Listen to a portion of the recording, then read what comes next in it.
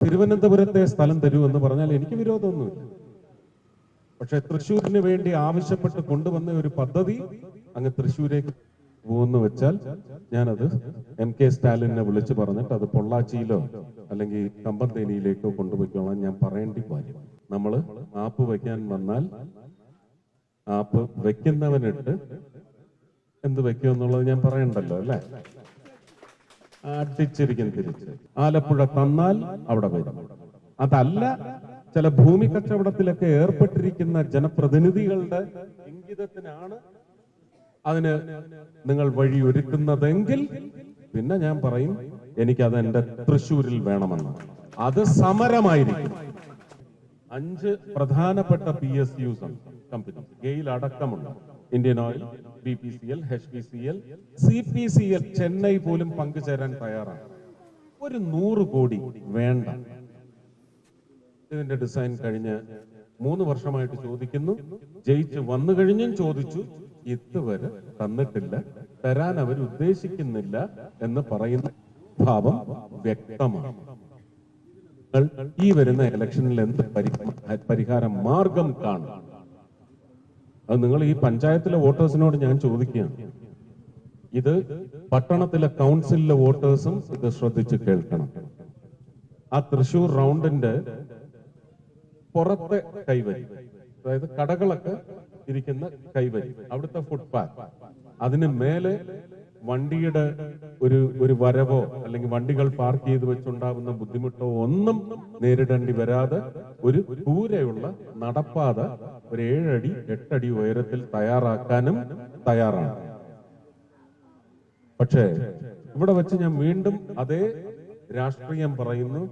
Corporation തരം തന്ന് എടുത്താൽ ശേഷിക്കുന്ന 3.5 വർഷം കൊണ്ട് എന്ത് സാധ്യമാകും എന്നുള്ളത് പട്ടണത്തിൽ കാണിച്ചു തരാം. സംസ്ഥാനത്തെ സംബന്ധിച്ച് ഇപ്പൊ എയിംസിന്റെ കാര്യമായാലും ശരി തന്നെ, forensic science research lab and institute, ഇത് തൃശ്ശൂരേക്ക് അമിത്ഷാജി എടുത്ത് പറഞ്ഞ് ഉറപ്പ് വാങ്ങിച്ചിട്ടിരിക്കുന്നു. തൃശ്ശൂർ ഒരു കാരണവശാലും സ്ഥലം തരില്ല എന്ന് പറയുന്ന മനോഭാവം. ഞാൻ എന്ത് ചെയ്യണം? ജയിച്ച എനിക്ക് തൃശ്ശൂരിനോടൊരു ഉത്തരവാദിത്വമുണ്ട്. അപ്പൊ അത് തിരുവനന്തപുരത്തെ സ്ഥലം തരൂ എന്ന് പറഞ്ഞാൽ എനിക്ക് വിരോധമൊന്നുമില്ല.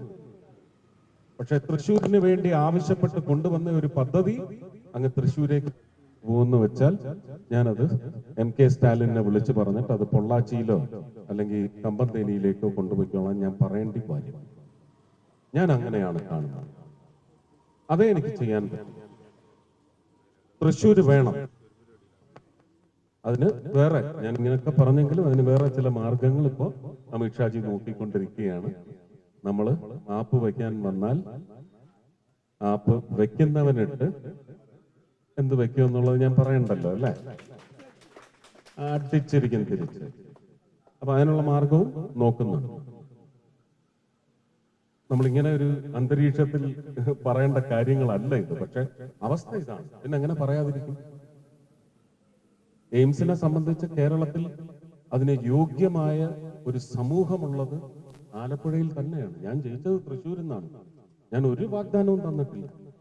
ഞാൻ ഇപ്പോഴും തൃശ്ശൂരിന് വേണം എന്ന് ഞാൻ സ്വാർത്ഥത ഉന്നയിക്കില്ല. ആലപ്പുഴ എന്ന് പറയുന്നത് ഈ പറയുന്ന സമര ചരിത്രം പ്രദേശമാണ്. അത് ഇന്ന് വരെ ജീവൻ വെച്ച് എഴുന്നേറ്റ് നിന്നിട്ടില്ല. ഒരു എയിംസ് വരുന്നതോടുകൂടി അവിടെ ഉണ്ടാകുന്ന മാറ്റങ്ങൾ എന്താണെന്ന് ഒരു മാസ്റ്റർ പ്ലാൻ ഇപ്പോഴും എൻ്റെ മനസ്സിലുണ്ട്, എൻ്റെ മൂളയിലുണ്ട്. അത് സാധ്യമാക്കി എടുക്കാൻ വേണ്ടി 2016 മുതൽ ഞാൻ ശ്രീ പിണറായി വിജയനോടും ശ്രീ JP അന്ന് കൊണ്ടിരിക്കുകയാണ്. ഇപ്പോഴും നഡ്ഡാജിയോട് ചോദിച്ചാൽ പറയുന്നത് ആലപ്പുഴ അവർ എഴുതി തരുന്നില്ല എന്നാണ് പറയുന്നത്. ആലപ്പുഴ തന്നാൽ അവിടെ വരും. അതല്ല, ചില ഭൂമി കച്ചവടത്തിലൊക്കെ ഏർപ്പെട്ടിരിക്കുന്ന ജനപ്രതിനിധികളുടെ ഇംഗിതത്തിനാണ് അതിന് നിങ്ങൾ വഴി ഒരുക്കുന്നതെങ്കിൽ പിന്നെ ഞാൻ പറയും എനിക്കത് എന്റെ തൃശ്ശൂരിൽ വേണമെന്ന്. അത് സമരമായിരിക്കും. അത് അത്രയുള്ളൂ. പിന്നെ നമുക്കത് തൃശ്ശൂർ തന്നെ വേണം. അപ്പോ എല്ലാറ്റിനും ഇപ്പൊ നിങ്ങൾ കൈയടിച്ചത് നിങ്ങളുടെ ഹൃദയം ഈ പറയുന്ന ഒരു വാദം അംഗീകരിച്ചതാണെങ്കിൽ ഈ വാദത്തിന് വേണ്ടി പോരാടാനും നിങ്ങൾ തയ്യാറെടുപ്പ് ഇപ്പൊ തന്നെ നടത്തണം.